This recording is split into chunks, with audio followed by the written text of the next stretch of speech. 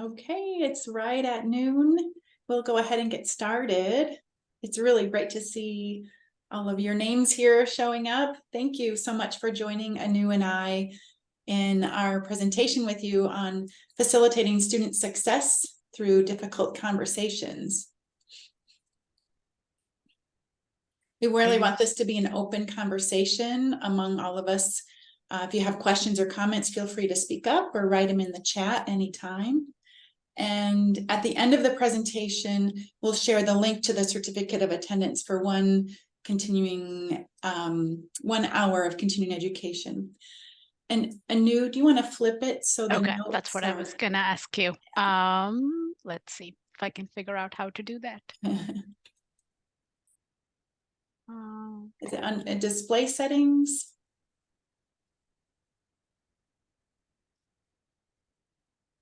I'm gonna pause sharing and then figure out how to do that in a way that is that works. So There might be right above the main slide. I think there's a button that says display settings with a drop down arrow. That may be. Here, yes.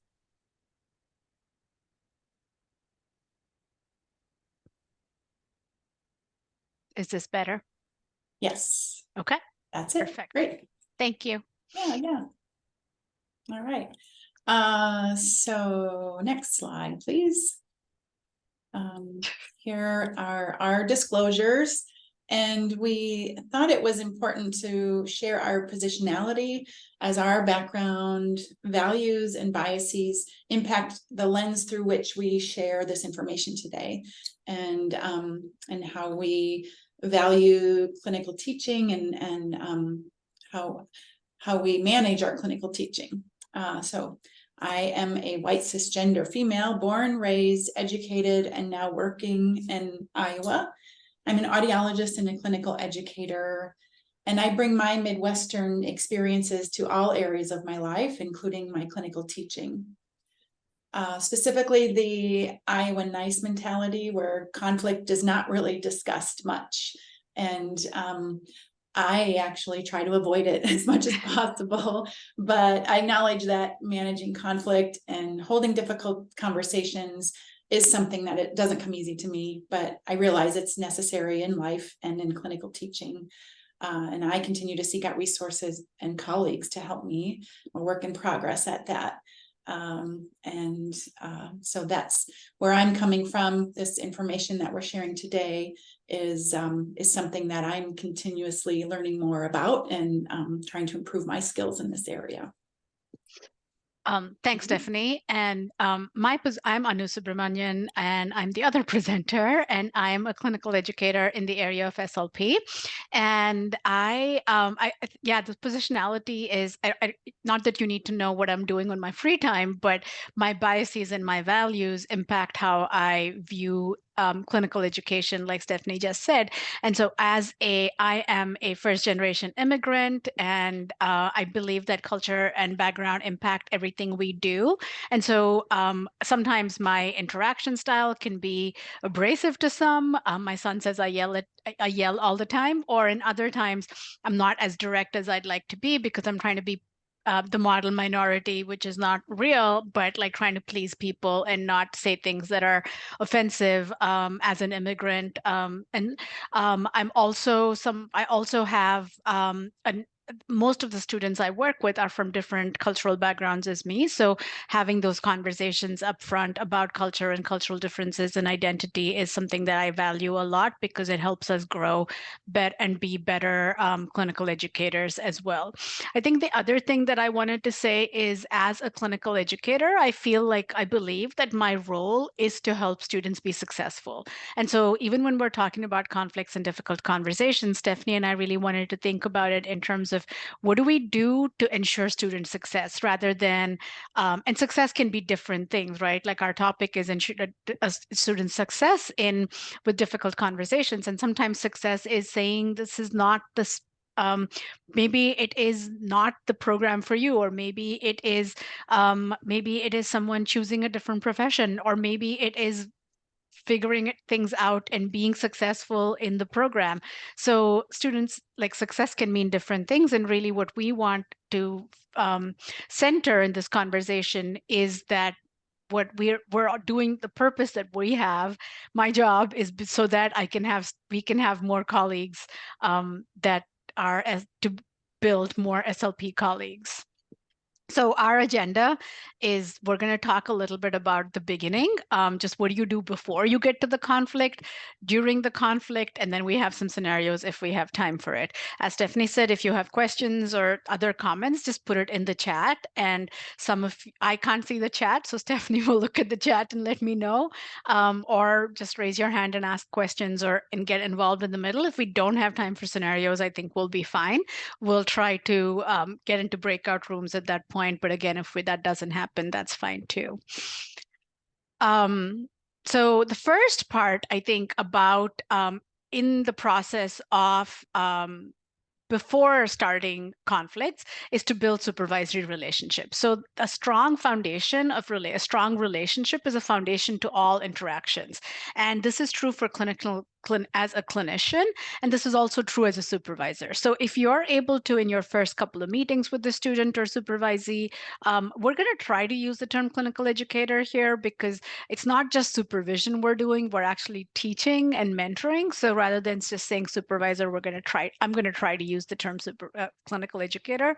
But I recognize that there are terms like preceptor, supervisor, instructor that are all used interchangeably.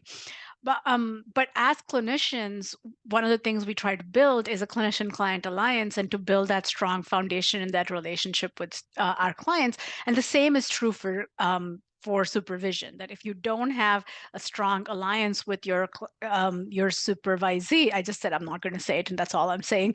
But as a clinical educator, if we can build a strong relationship, that's the underlying basis to what is important for that conflicts and other things can come through. So in terms of a study that was done in OT years ago, they found that there was a multivariate statistical analysis to decide what makes an effective supervisor. And the most important thing was respect for the student clinician. And the second most important thing was, and it was the most important, respect was a single most valid predictor of supervisor effectiveness. And then the second one, actually in the order is wrong, is confrontation of student when not fulfilling clinical requirements. So these were done by students who were saying that we want you to respect us, but then we also want you to let us know when we're not doing what we need to be doing. And the third was demonstrate empathy for student as a clinical trainee. And so these are just the starting points of like having respect, building trust, and empathy for our students when they're in the clinical education setting.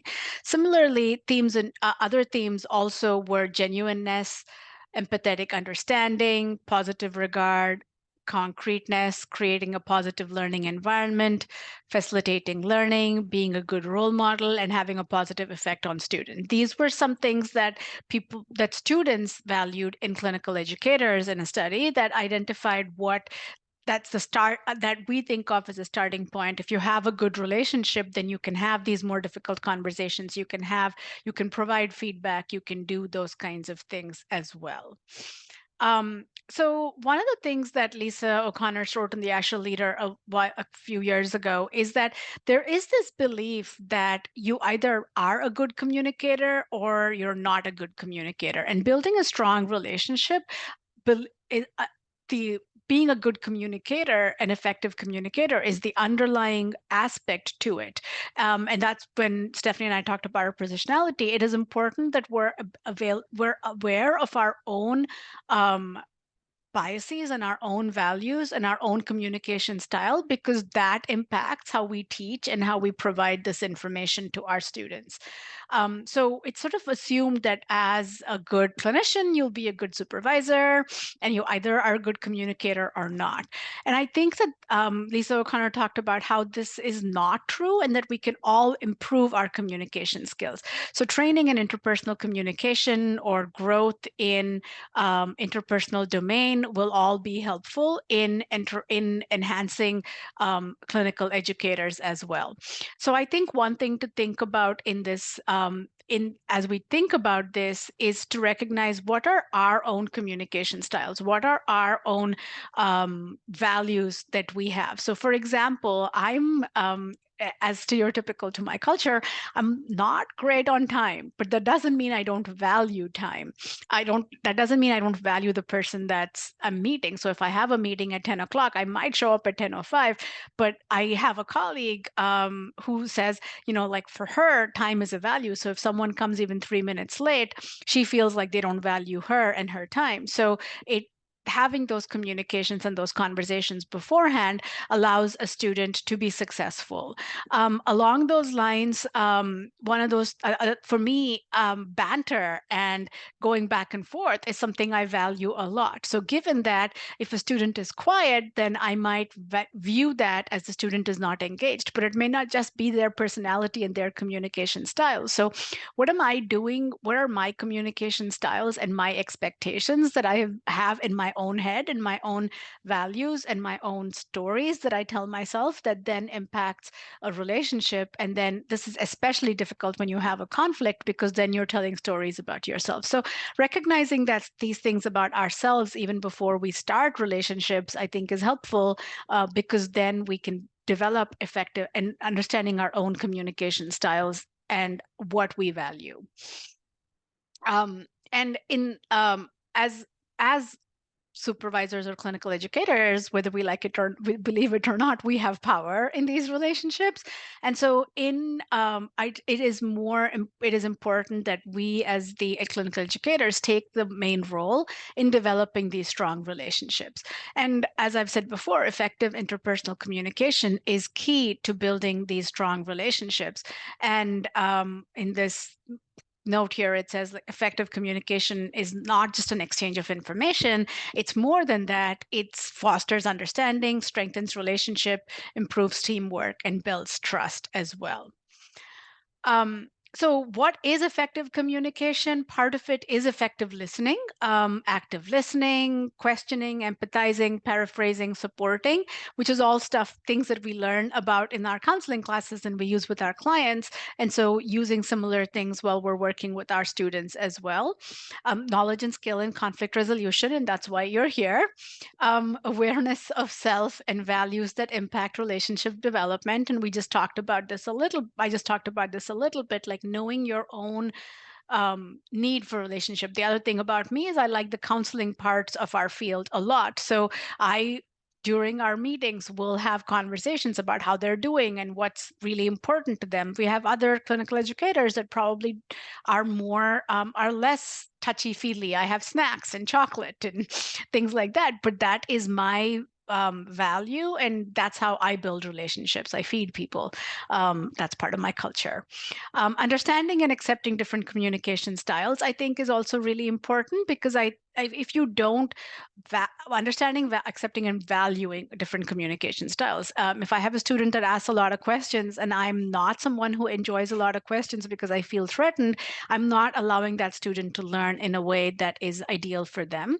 And so thinking about like what am I valuing and accepting different communication styles, or am I wanting someone to be just like me as well?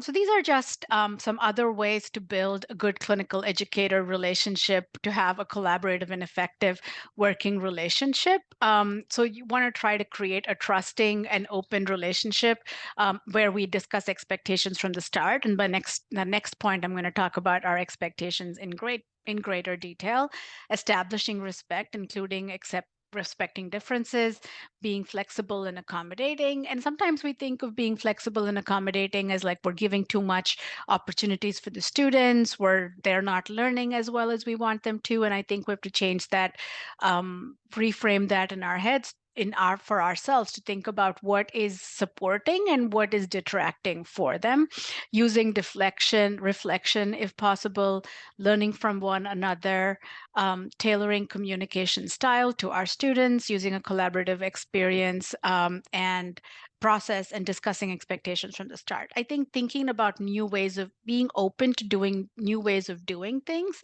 and making space for new perspectives and approaches is really important. And I think the reason also that such strong clinical educators student relationship is important is that some research also shows that it is related to having better patient outcomes.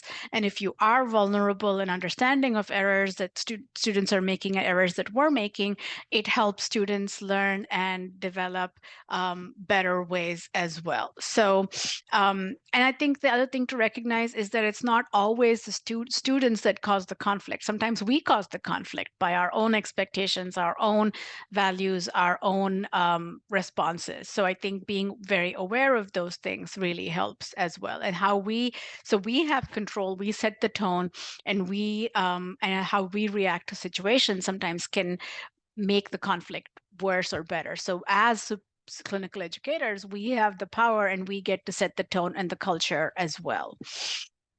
So we talked a little bit about about building relationships, and we'll talk a little bit about expectations. One of the things that Car Talk used to be a show that used to come on years ago on the radio. I don't know if anyone listens to it or listened to it, but Tom Magliozzi used to say that happiness equals reality minus expectations. So expectations are a strong belief that something will happen or will be the case in the future. And sometimes expectations come from what people hear, they come from implicit beliefs. So if you're a clinical educator, the students are already telling each other about what to expect from you, or they're talking to, if you're an outplacement clinical educator, then or a preceptor, then students have already passed on information about what to expect when they get there. So there are some there's what is heard around, and there are some implicit beliefs. I think one thing to really consider during considering expectations are what's in an in-group and what is hidden curriculum. So a person, like Stephanie was saying, a person from the Midwest doing like she was talking about being from the Midwest and having Midwestern values, a person who is doing their outplacement in the Midwest might understand what the culture and values and expectations are. But if someone's moving to a different coast or somewhere else, the culture and values may be different. So how does someone from a different country know how to dress or greet people, and what kinds of areas do you do small talk in? Do you talk about politics? Do you not talk about politics? Do you wish someone a Merry Christmas or say Happy Holidays? Those are things that we have as a shared culture. And each workplace has a culture. So when a student comes into your workplace, they need to know what they call you. What does dressing professionally mean?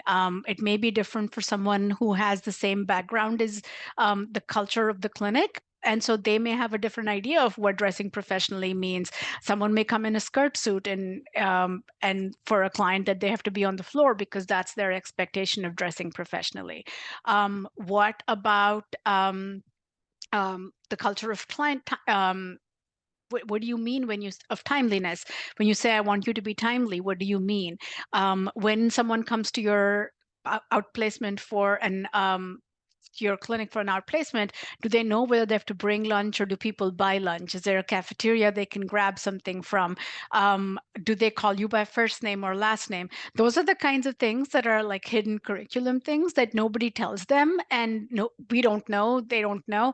And so it's a great practice to have a conversation right in the beginning and a two-way discussion, rather than just you being like, here's a document with all expectations about like here is what is my supervisory style is. Here is what my culture and what my background is, and this is how I provide feedback. What is your preferred way of getting feedback? What is something about what is important to you in this relationship? Some students are like, I want you to be honest. Like, I want to know the bad things first. Some would really like the Oreo sandwich of good, the hard, the good, the challenging. Can you ask them anything I need to know about your identity that may impact our relationship? what can I support you? How can I support you to reach your goals? What's the best thing a clinical educator or mentor or educator has done for your teaching? Those kinds of things allows for a two-way conversation to make sure that we're all on the same page, and the students also get to tell us what they are, what their expectations are, how often they want feedback, how they want feedback, and maybe realistic and it may not be. If they want 3 pages of feedback and you're in an outpatient, fast-paced setting, you may have to be like, nope, we're going to talk while we're walking from one place to another. And these kinds of things prevent conflict. So if they don't have those expectations, those are when that students will have conflict, because they're like, well, you never sent me feedback. I was expecting you to send me an email, but that's not what's expected. Or we have an expectation that they'll respond to our emails in 24 hours, but we didn't make that clear. So they didn't respond and we're like upset with them. So I think there's 3 different kinds of expectations. One is expectations for the clinic or workplace culture, which is kind of what I was talking about a little bit too, which is where do people bring lunch? Do people stop and eat lunch together? What time, if the clinic starts at 8, what time are you expected to come in the morning? What time do you expect to leave? If a student is like, I need to leave at 4 o'clock because I have a bus to catch at 4:15, is that even possible or not? Explicit expectations for logistics. How can they get in touch with you? How do they call you? If they have a last minute emergency, how do they get in touch with you? What happens if they need an absence? What happens if they wake up sick? What happens if their car breaks down? All of these things have happened to us as clinical educators or the university connections. And so when is paperwork due? If they get edits from you, how quickly do you want them to turn it around? All of these expectations, setting them before you start having conflicts, is the ideal way to prevent conflict. So starting off your first meeting with them or first couple of meetings with them to develop that relationship and set these expectations, and then having conversations about what your expectations for learning and teaching goals are. Like, what do you want to learn this semester, in this outplacement? What are your goals, and how are you keeping students are keeping track of their progress as well, so that we can sort of prevent some of these conflicts from happening. All right, that was a lot of talking. And so we talked a little bit about what you do before, which is building supervisory relationships and setting expectations. Stephanie will be talking a lot more about managing the conflict itself. In the meantime, before I turn it over, does anyone have any questions that are comments or ideas? Talking to a screen is kind of hard. So if anyone has anything that you want to share, we can take a minute to, if you want to put it in the chat, we can take a minute, like stop sharing and answer those questions, or we can continue going. We'll wait for like 30 seconds to see if anything comes up in the chat.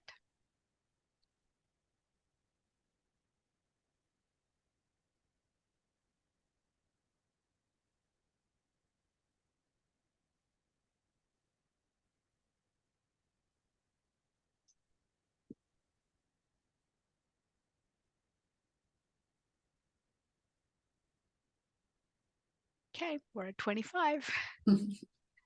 All right, Stephanie, you can take over. Okay. Thanks. So what is a conflict? We've all experienced them, I think, in many areas of our life, different areas of our life, and there are many different kinds of conflicts. Some might arise due to differences in backgrounds or beliefs. There might be an ethical dilemma as a conflict, or conflicts related to miscommunication. If we lay the groundwork, as Anu discussed, with building trusting relationships and setting clear expectations, hopefully we can avoid most conflicts. But if they arise, we need to address them, and often it's through difficult conversations. Next slide, please.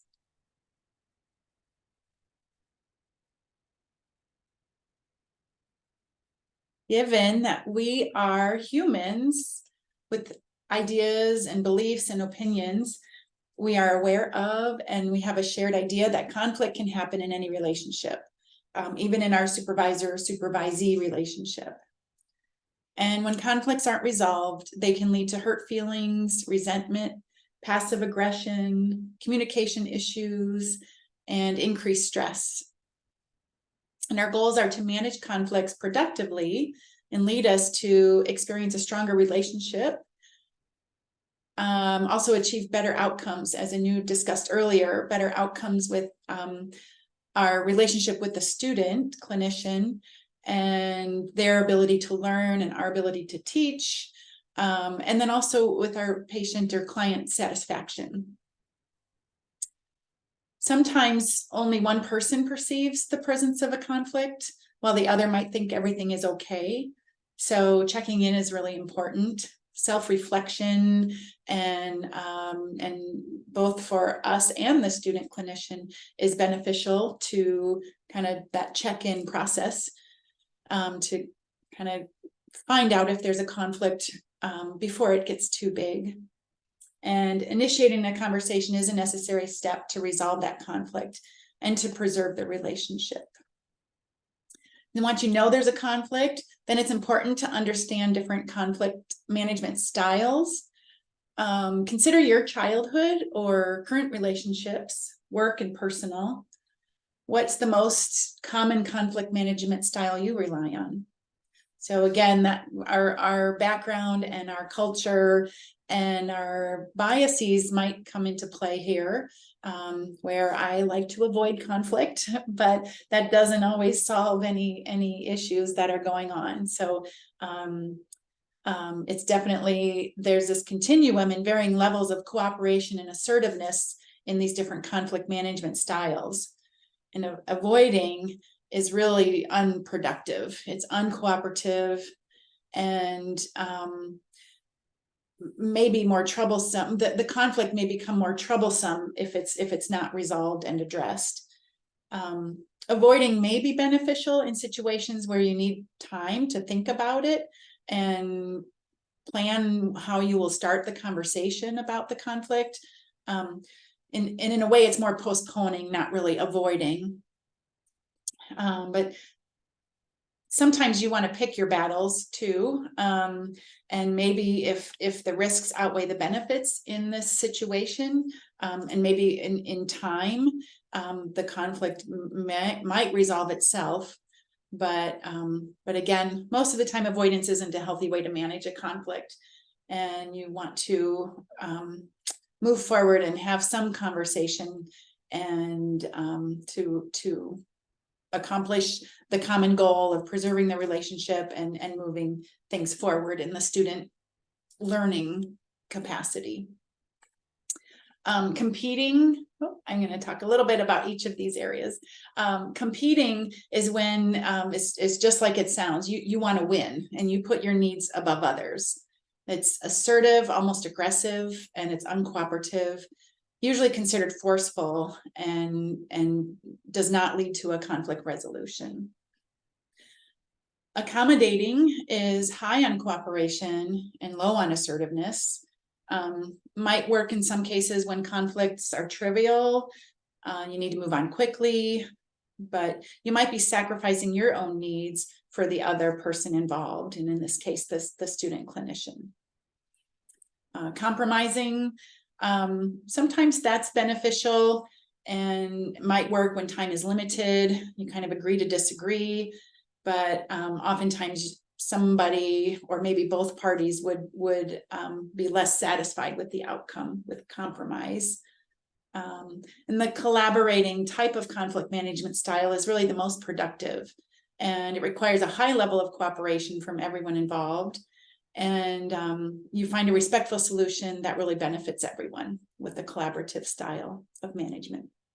Okay, next slide. And when you are in a collaborative mode of conflict management, these steps are really helpful to achieve a successful outcome. With inquiry, you cultivate a mindset of discovery and curiosity, asking questions in a way that allows you to explore where the others are coming from, rather than being in a rigid mindset, in a rigid place where your mind is already made up. Acknowledgement shows that you hear and understand what's being said by the other party that you're talking to. You might even explain back to them what you think they were saying or how you think they might be feeling. Something like, I can see that this is really important to you, and I understand that this is how you feel. So acknowledging that emotional energy in the conversation can be beneficial to achieving a successful outcome. Advocacy is when you clarify your position without minimizing others. So this is your opportunity to share your thoughts and ideas, and advocate for your thoughts and ideas, but you don't want to minimize the others. And then problem solving. So that's where you begin building solutions and engaging both points of view in a collaborative effort to find a solution. Next slide, please.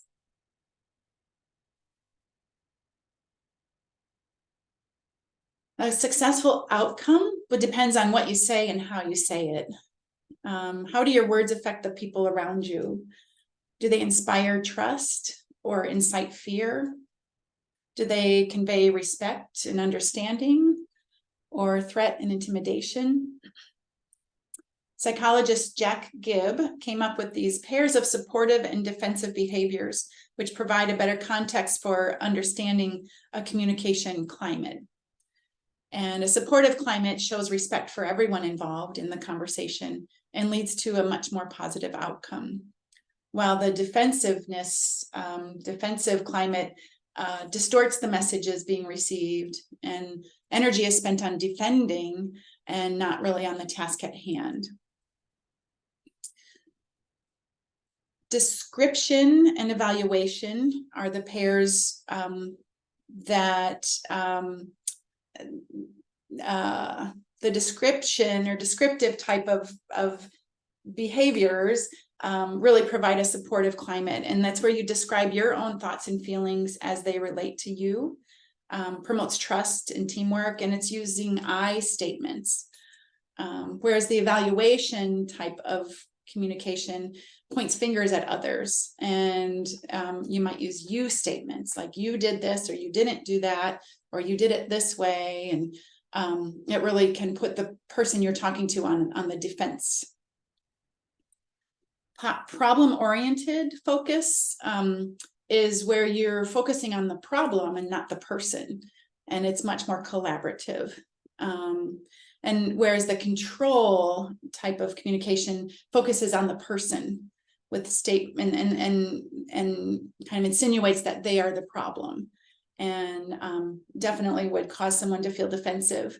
And you might be saying things like, you should do this, or you should do that. Shoulding on someone is not a really beneficial way to hold a conversation and to accomplish a supportive environment. Spontaneity is where you're honest and genuine, and you are open about how you're feeling and what you want. So you say what you mean, and you mean what you say. Whereas strategy is more manipulative and often comes with a hidden agenda. Empathy is when you look at the situation from the other's perspective. And while you might not agree, you demonstrate that you're trying to understand. Versus neutrality, and this one on the surface, I feel like neutrality is like you're open to either way. You don't have a strong point or a strong view on either side of the fence, but really it's often perceived as if you don't care, or you're detached from the situation. Equality is where you show humility and you're honest about what you know and you don't know. And superiority on the other side of that is where you're making the person feel that you're smarter, you have more power than them, and that most definitely will put someone on the defense. And then provisionalism is when you're flexible and you're open to multiple points of view and possibilities, genuinely committed to solving a problem and not taking sides, and you admit that you might be wrong in some cases. Whereas the certainty claims you claim to have all of the answers, and you're intolerant of those with different beliefs, and you're not willing to let go. So ultimately, you want to strive for less defensive reactions to the discussion by using more supportive language in the conversation. When you need to have a difficult conversation, preparation is really important. One of the best ways to prepare is to take some time to ask yourself some questions and reflect on them, and maybe even write down what your responses are. So what are your goals? What is the purpose of the conversation? What do you hope to accomplish? What would be a reasonable outcome? And watch out for hidden purposes. You might think you're being reasonable and that you have reasonable goals, but are you being critical or condescending? And prepare yourself to enter the conversation with supportive purposes as opposed to defensiveness. Are you making assumptions about the intentions of the student clinician? And that might create feelings of disrespect or intimidation. And when thinking about the conflict or when in the conversation, be careful about assuming that the student is intending to hurt you. Don't take things personally. What buttons of yours are being pushed? What are your needs or your fears? Are you more emotional than the situation warrants? Are you fearful or worried?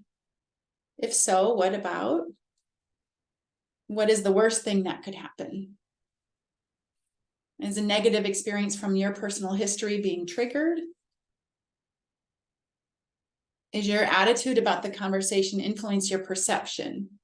For example, if you think it will be terrible, it probably will. But if you think it will have a positive outcome and strengthen your relationship, it probably will. How have you contributed to the conflict or the problem? Who else is involved? Are they aware of the conflict? And how might they perceive the conversation? What are their needs or their fears? Step into their shoes and view them as a partner instead of an opponent. And begin to think about what solutions might solve the conflict or might solve the problem. But at the same time, have an open mind about where the student might be coming from and what might be a solution in their mind. Next slide. Additional preparations include practice. So mentally practice and visualize yourself in the conversation. Imagine it going well and achieving your desired outcome. Have some rehearsed talking points, but avoid using a script. That's kind of that rigid mindset rather than kind of the equality, open mindset. And prepare yourself and prepare your space, moving chairs into positions that facilitate eye contact in a comfortable, safe feeling environment. And have a box of tissues available too in case emotions run high. Next slide.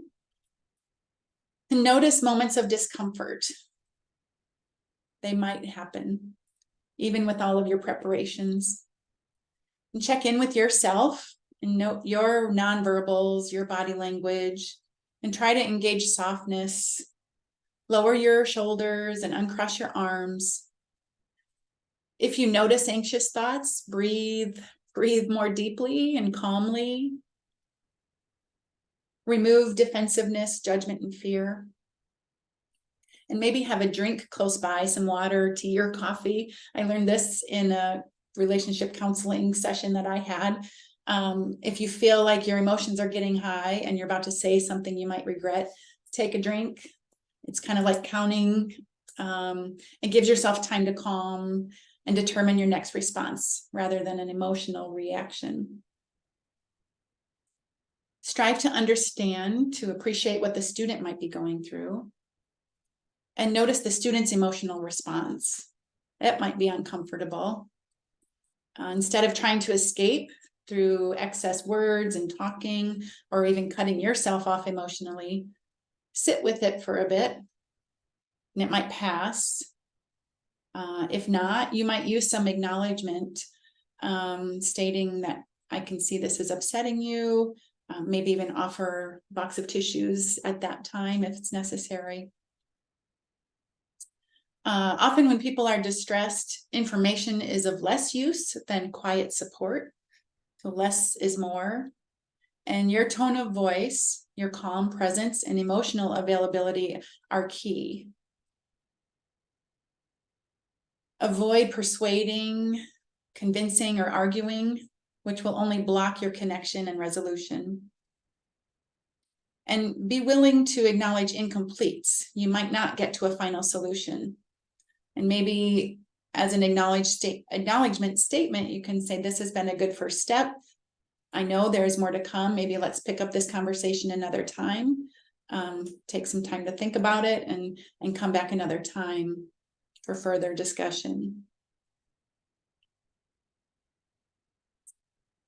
And here are some other ways you can cultivate a collaborative management style and support conversation.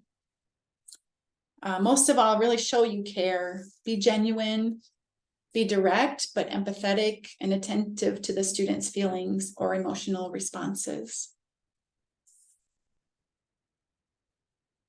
Next slide. And as a communicator, you control your own words and actions, as well as your reactions or responses to what others say. You can choose to use supportive behaviors or defensive behaviors. If you make a mistake or get defensive, admit it and self-correct. This will go a long way to build a supportive climate. This is a list of some examples of ways to initiate a difficult conversation. What I like about these that they all are I statements with acknowledgement of the other person's input, feelings, and ideas.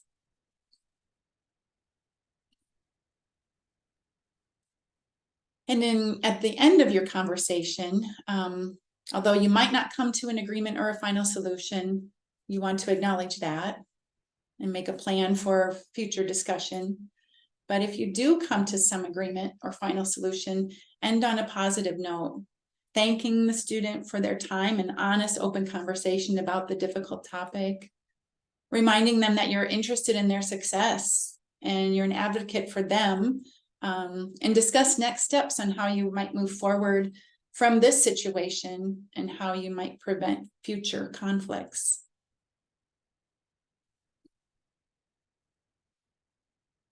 Okay. So yeah, we've covered the building your relationship, setting expectations, and managing conflict, and having those difficult conversations, ways to do that to support the student and support their growth and to support your relationship and growth in your relationship. We have some scenarios that we can go through, but we can pause for questions at this time. We can do the same thing. We can pause for 30 seconds. And if people have questions or thoughts or comments, put them in the chat or raise your hand and just start talking. And if there aren't, I'll create a few breakout rooms and give you, before we create the breakout rooms, we'll give you some scenarios. You can discuss one or two, and then we'll bring you back in like 10 minutes or 7 minutes, and we can discuss anything else that's left over. But here's me being silent for 10 seconds or 15 seconds to see if anyone has questions.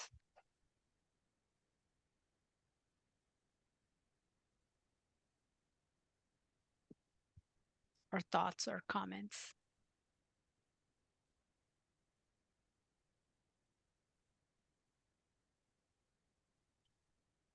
Okay, hearing nothing or reading nothing, we'll go to the next slide.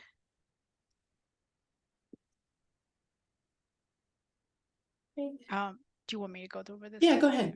Okay, so one way to think about conflicts or any kinds of decision-making process when you have multiple people, and this is meant to be in a group of people, is this idea of 6 thinking hats that Edward de Bono wrote many years ago, and it's been revised and updated. And it can be done in a group or it can be done individually. All of us have this habit of thinking about the hard things or the easy things, right? So you could like there, all of us know in our groups one person who's always the one who's the caution, like, oh, here's all the things that can go wrong, or someone who's always going to be the positive person, and someone who's only talks about their emotions. So this is not, we don't have to become that personality, but when you have a group conflict or you're trying to make a decision together, this is a good way to like assign people different roles, and so they wear different hats. If you want to make it fun, go buy these hats. But if you don't, that's fine. Like the white hat is the data and facts. And so what do we know? What do we need to find out? It's objective and neutral.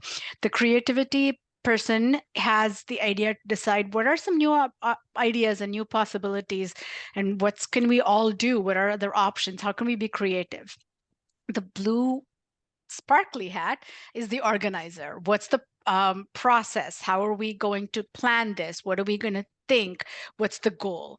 The positivity hat is just someone who can add the value and the positivity and hope and creates optimism. The emotions is like, what's our gut saying? What are we feeling? What is our intuition? And then the caution is someone who can say, like, here are the challenges, here's the risks, here's the potential. So when we're talking about a conflict, sometimes we get stuck in one of these hats. And so if you have a group conflict, this is a great way.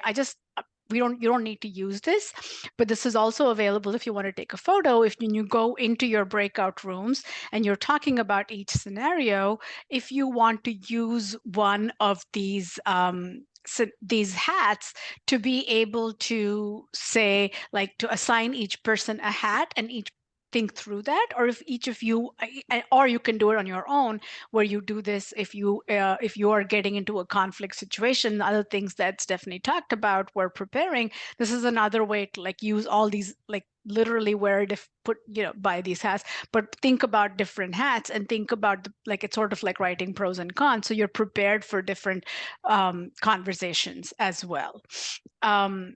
So given that, here is the first scenario we have. Again, if we can put this in the chat as you get into your breakout rooms.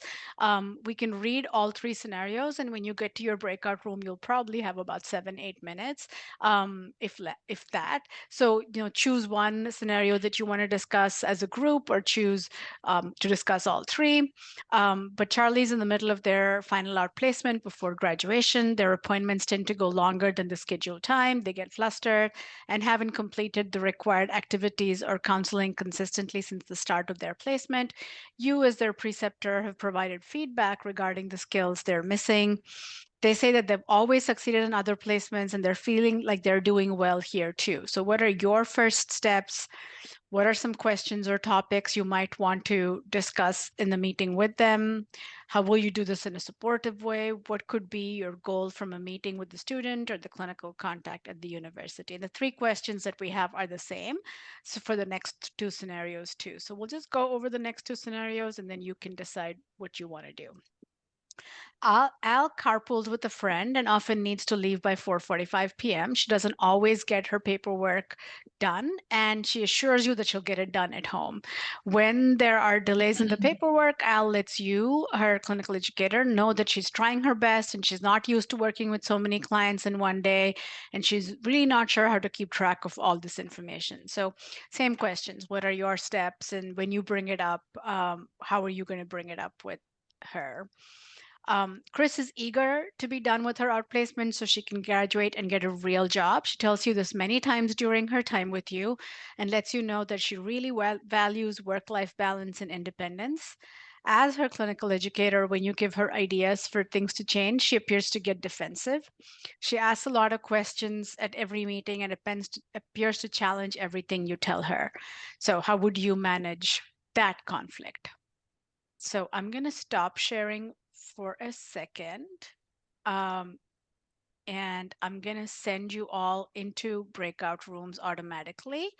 If there are questions or anything, please let us know. I will we'll put these scenarios in the chat so you can access those, and we'll give you about 7 minutes in to chat. So the rooms are open and you can go join your breakout room. Hopefully this works.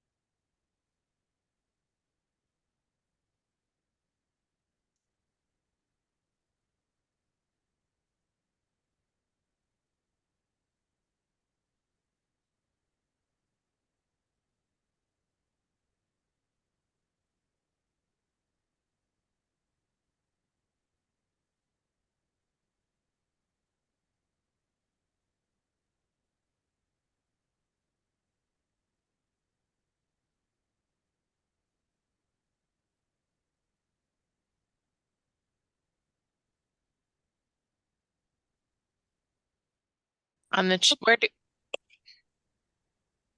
Hi. Hello. Hello. Hi, welcome. Hi. Did the items come through in the chat? Can you see? I don't see them. them either. Okay. And Bailey says that her mic isn't working, just so we know. Oh, darn. Okay, well, Bailey, nice to see your name. And if you want to type things in the chat, I'll share this. So this is Charlie. I'll share this. Can you guys see that now? Yep. Oh, there we go. Okay. Yep. Okay. Let me read Okay. through it one more time. Yeah, this is just one of the.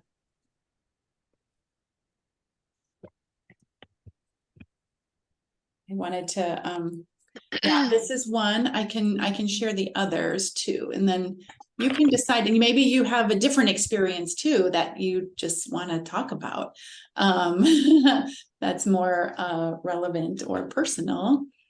I feel like this one kind of reminds me of the student that I just had last summer, because we had a very different learning curve from previous placements to where we were at.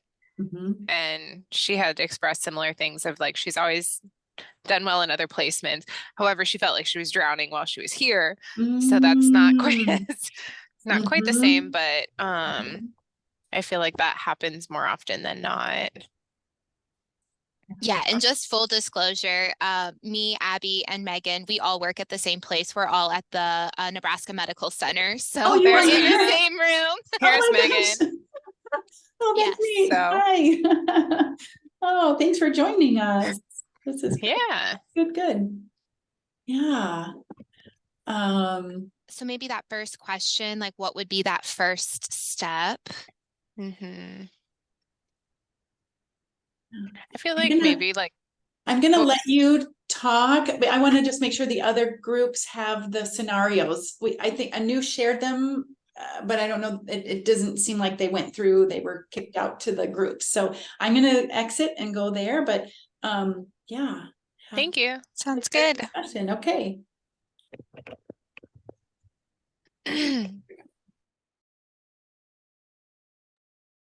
Hi. Hello. I went because I wanted to see if the Chats were showing up. yeah, and it didn't.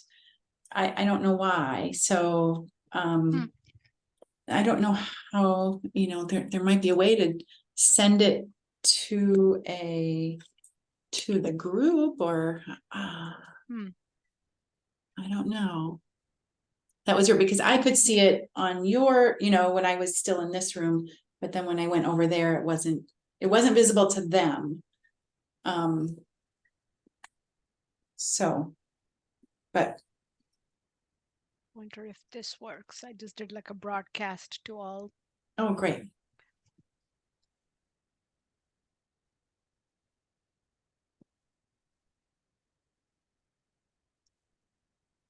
It doesn't show the whole thing. It just starts a little bit. That's only half of it. Well, maybe they'll just chat anyway. So Yeah. And I even mentioned if there's another scenario, something you're experiencing right now, it might be helpful. right. Talk about that too. Yeah. We'll have, what time is it? It's 12:55. So I'll say like one more minute.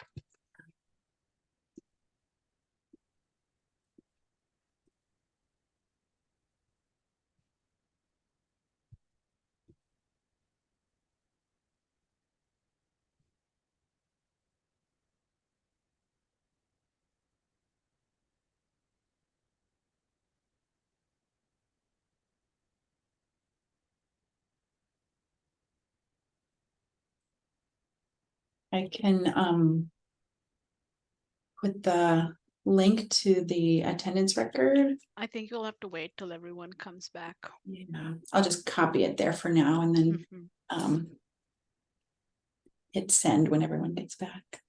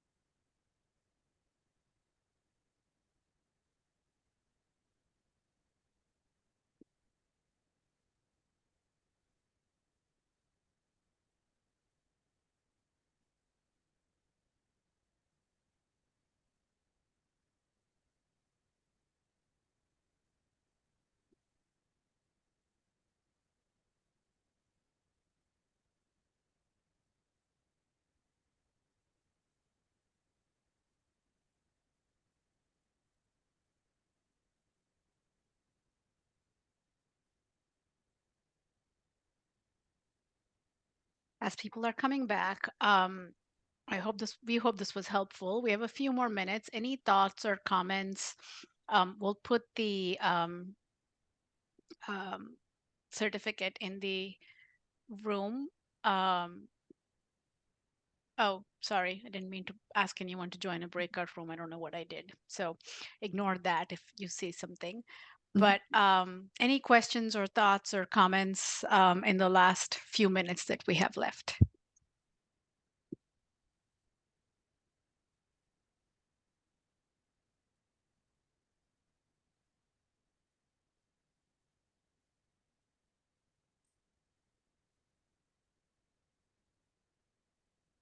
Hi, I was just going to say, I think that last case was the trickiest one to consider and one that I would love to hear ideas on if anyone wants to share.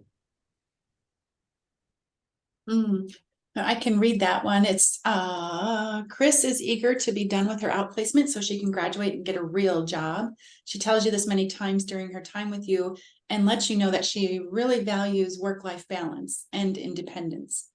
As her clinical educator, when you give her ideas for things to change, she appears to get defensive. She asks a lot of questions at every meeting and appears to challenge everything you tell her. Did anyone have ideas of how you would handle this?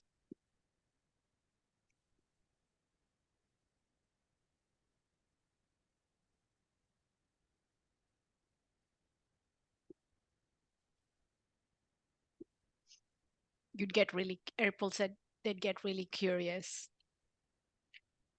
And so I think by that you mean, April, just asking the student what they mean by independence and what they mean by, and like, just asking them what they're thinking about and what they would like to get from the outplacement and what they'd like to learn, I'm assuming, April.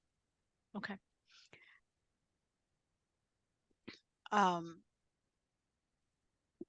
And April said exactly. So I think that's the first part for me, like when this is sort of based on a real situation, but I think asking the student, like, what is your reason for asking all these questions and challenging? Is that just their way of learning? Are they feeling like it I think it can be perceived as like you're challenging me because you don't agree with me, you think you know better than me, but it may be insecurity that comes across as I'm going to ask a lot of questions because I don't know and I don't want to make a mistake, and I want you to know that I care. And so I think, like April said, just being curious and saying, like, when you ask all these questions, what's your intention? What do you want to get from this? And I think allowing the student then to explain their process, and what does independence mean for that student. So if they keep telling you they want independence, like, what does that mean? And then, sometimes insurances require you to be in the room, you can't be away from the room. So like having those conversations too. And if they say they want work-life balance, why is that something that's triggering us when they say that? Like, okay, as long as they're getting their work done, they can keep wanting work-life balance, and maybe I should want it a little bit more in my life too.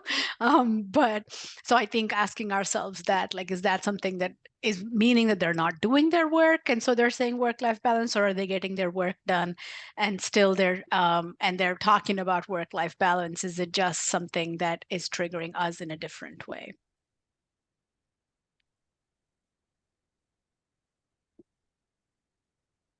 You're welcome. Stephanie, can you put the certificate on? Yeah. Well, thank you all so much. It's been great talking to you all, and hopefully this was productive and useful and helpful. And we'll see you all again another time somewhere. Yeah, thank you all. Thank you all. And thanks for all you do. Those of you that take our students, we Yes, for appreciate sure. you so much. Thank you.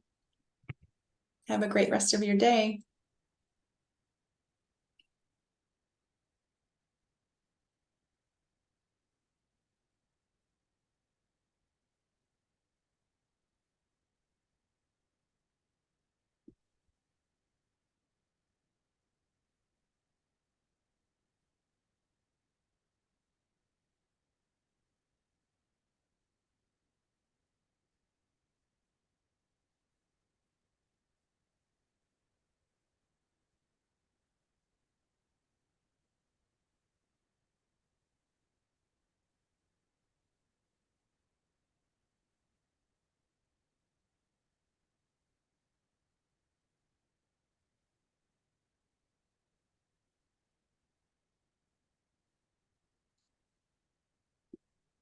Thank you all.